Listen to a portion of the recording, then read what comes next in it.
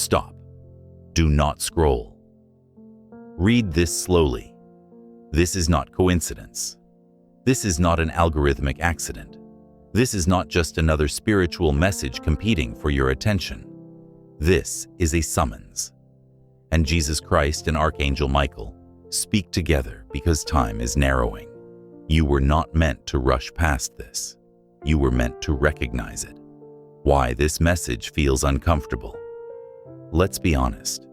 Part of you already wants to skip, not because you don't believe, but because truth interrupts comfort. Comfort says, I'll come back to this later. Truth says, later is no longer guaranteed. And Jesus says, my voice has been gentle with you, but gentleness does not mean urgency is absent. Michael stands beside him and says, when heaven repeats itself, it is not persuasion, it is a final alignment. This is not about fear, it is about relationship. Many messages use fear to control. This one does not. This message is about connection, because losing God does not happen in a moment of rebellion. It happens in a season of neglect. You don't wake up one day and decide to walk away from God. You drift, you delay, you postpone obedience, you normalize distance. You tell yourself, I still believe, I'm just tired. And Jesus says, belief without response slowly turns into distance. Why both Jesus and Michael speak together. This is rare. Jesus represents mercy, invitation, and love. Michael represents authority, protection, and spiritual law. When they speak together, it means mercy has extended long enough. Protection has held as long as possible. And a decision point has arrived. Michael does not speak softly because his role is not comfort. His role is boundary. He says, every soul is protected, but no soul is forced. The dangerous lie. You've been telling yourself here is the lie. I'll respond when life settles down. But life doesn't settle before obedience. Life settles after alignment. Jesus says, you keep waiting for peace before surrender, but peace comes after. You've been asking God to calm the storm while refusing to step where He's calling you. This is why silence has increased. You noticed it, didn't you? Prayers feel quieter. Clarity feels delayed. The sense of God's nearness feels distant. This is not punishment. This is consequence of hesitation. Michael explains, heaven speaks clearly until clarity is no longer the issue. At some point, silence becomes a mirror, not because God left, but because you stopped responding. What losing us really means. Read this carefully. Losing Jesus and Michael does not mean they stop loving you. They erase your name. They abandon you emotionally. It means something far more serious. It means access changes. Jesus says, I do not force doors open forever. Michael adds, when a season closes, protection shifts. Opportunities pass. Assignments expire. Moments do not repeat. Not everything lost is taken by the enemy. Some things are simply missed. The window you are currently in. You are in what heaven calls a narrow window.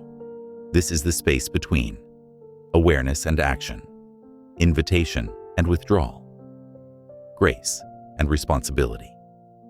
Jesus says, this is not the first time I called you. It is the last time I will repeat it this way. That does not mean God will never speak again. It means this form of invitation will not return. Why this message found you now? Look at your life honestly. You've outgrown certain cycles. Old habits no longer satisfy. Comfort feels hollow. Distractions feel louder. Something inside you feels restless. That restlessness is not anxiety. It is recognition. Michael says, when a soul is close to assignment, resistance increases. The enemy does not attack what is irrelevant. You were never meant to stay half alive. Jesus says, You were not created to survive spiritually. You were created to burn. But burning requires surrender, not perfection, not confidence, not full understanding, just response. The most dangerous word is later. Later feels responsible. Later feels safe.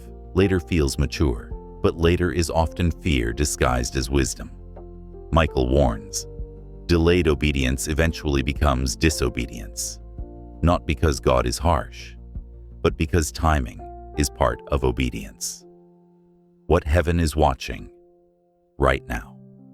Heaven is not watching your words. Heaven is watching your movement. Not your public declarations, not your comments, not your emotions. Your next step. Jesus says, I already know your heart. Now I'm watching your direction. This is where part 1 ends and responsibility begins. This first part was not meant to comfort you. It was meant to wake you. Part 2 will reveal what specifically has been delayed, why resistance increased in your life, what protection has been quietly holding back, and what happens if this window is ignored. But understand this, even continuing to. Part 2 is a response, and heaven notices response. Do not rush this part. If you are here, understand something important. Most people never reach this point, not because they were rejected, not because they were unworthy, but because pressure exposed preference, and both Jesus Christ and Archangel Michael speak clearly now, because clarity has already been given before. This part does not introduce new truth. It reveals what you already sensed, but avoided naming. Why your life became heavier, not easier. You expected peace after praying again.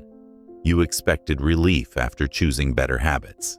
You expected clarity after asking sincerely.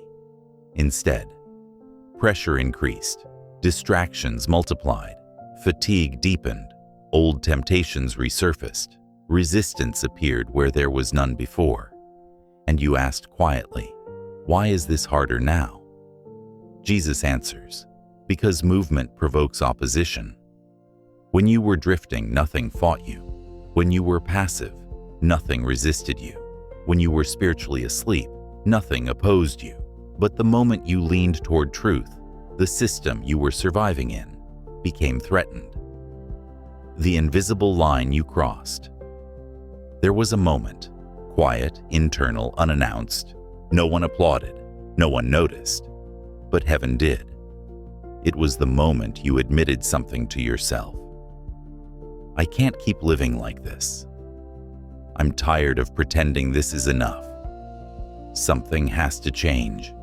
That moment mattered more than you realize. Michael explains, that was not a thought, that was a crossing. From that moment forward, neutrality ended. You were no longer invisible in the spirit. Why attacks increased after you became honest? Many people misunderstand this. They assume attacks mean they did something wrong, but often attacks mean you finally did something right.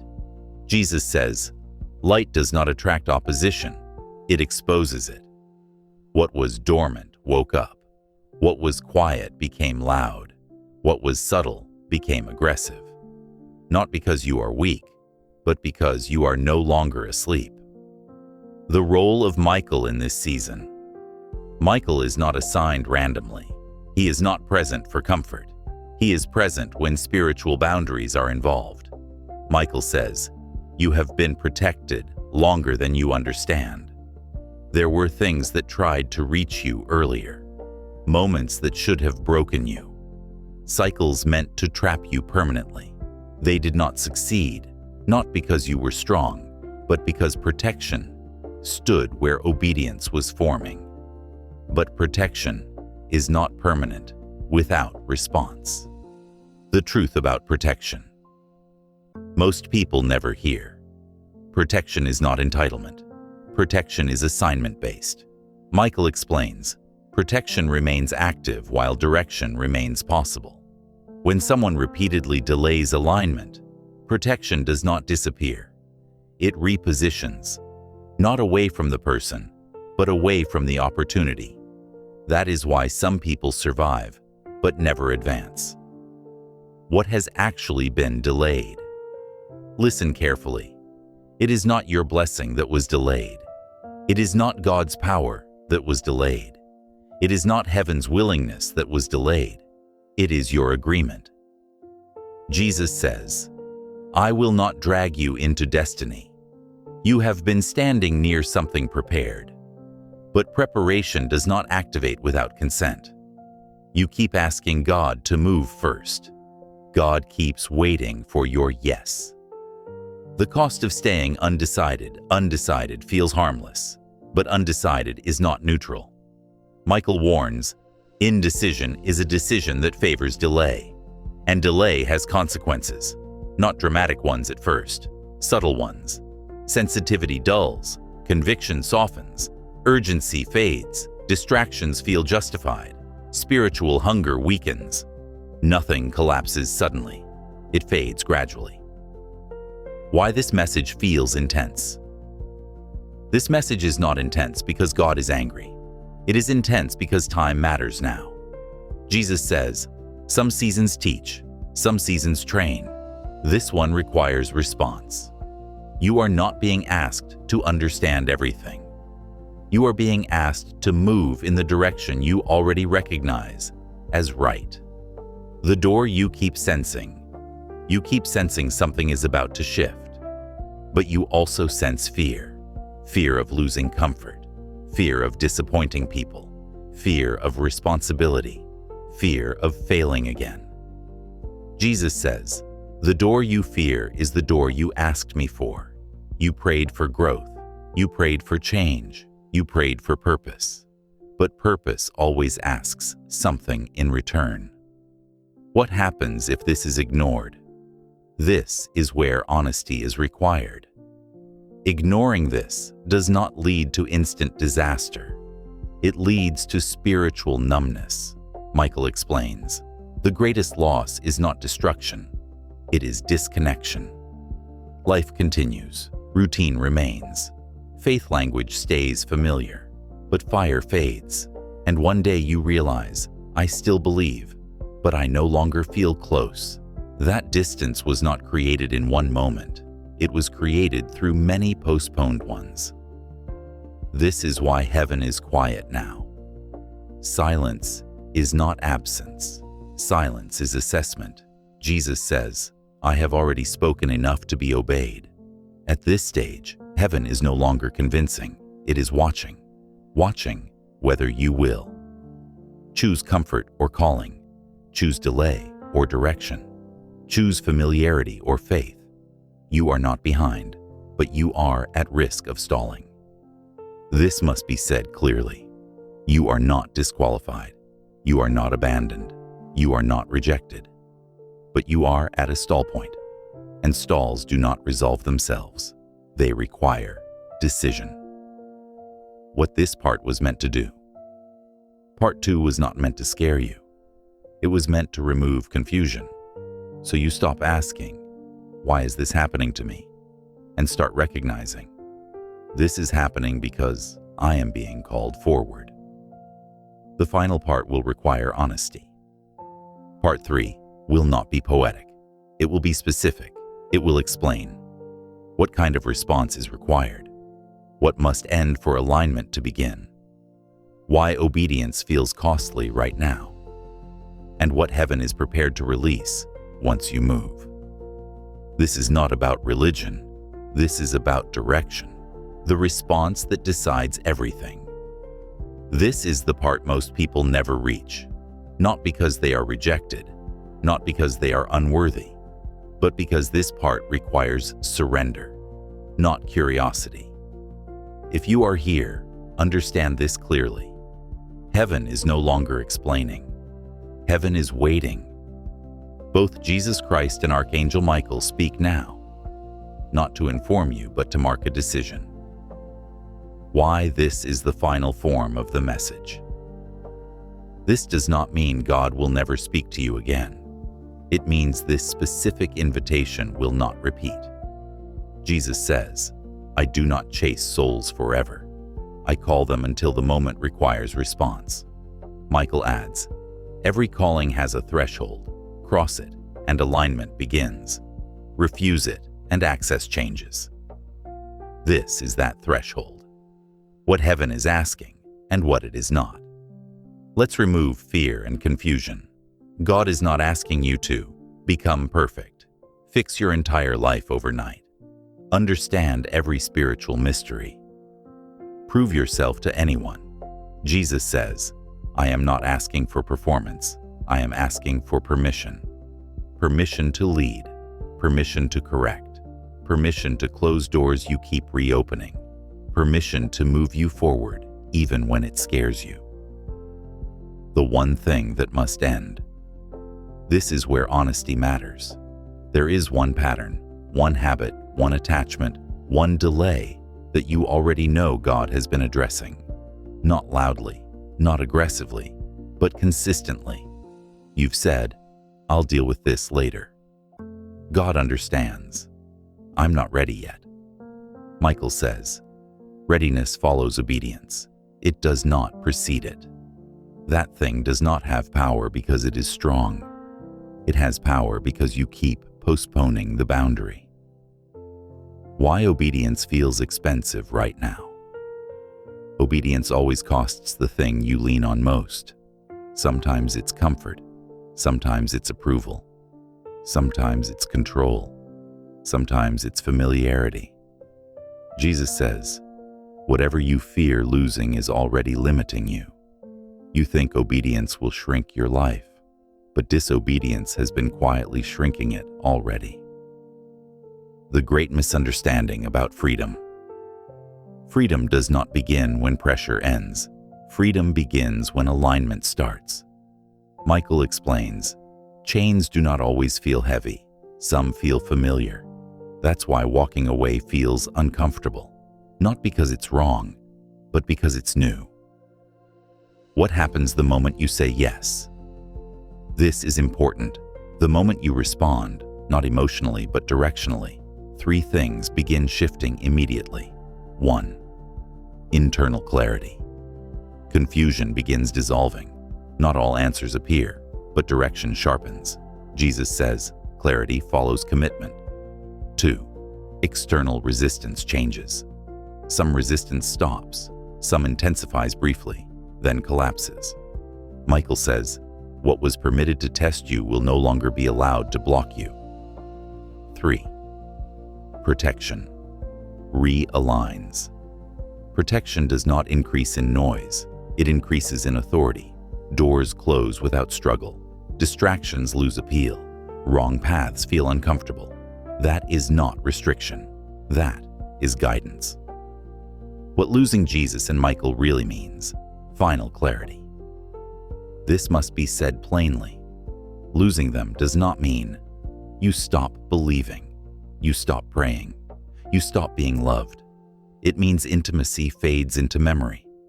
Jesus says, you can know about me and still walk without me. Michael adds, you can be guarded from destruction and still miss destiny. Life becomes manageable, but not meaningful, safe, but not aligned, spiritual, but not alive. And that is the quiet tragedy many never realize happened. Why this decision feels heavy? Because this is not about one action, it is about direction. Heaven is not asking, will you be religious? Heaven is asking, will you follow, even when it disrupts what you planned? The response is simpler than you think.